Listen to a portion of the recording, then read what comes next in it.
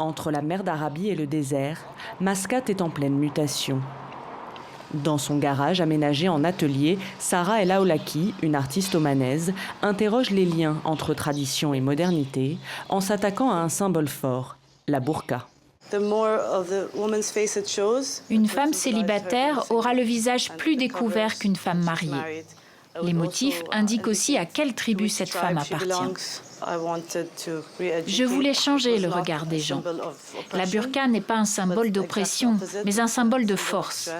À la base, les femmes l'ont portée car elles allaient faire du commerce pour soutenir leur famille et elles devaient se protéger du soleil. J'ai mélangé la burqa avec des petites cuillères. Sarah revisite ses masques traditionnels pour en faire des structures métalliques géantes. Un travail qui lui a valu l'an dernier de représenter Oman à la Biennale de Venise.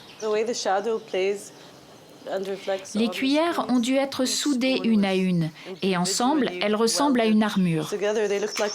C'est exactement ce que je voulais dire.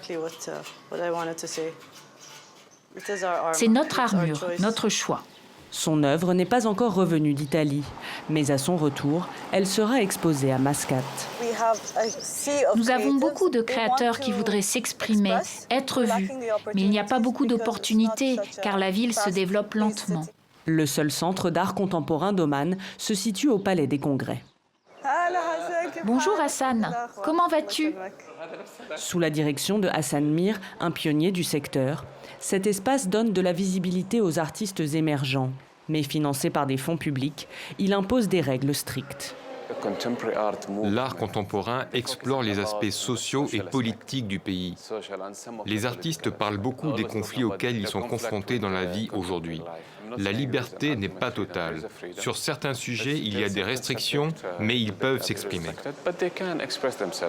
Loin des espaces publics, certains artistes testent les limites, comme le photographe Tarek El Hajri, qui questionne les représentations de genre.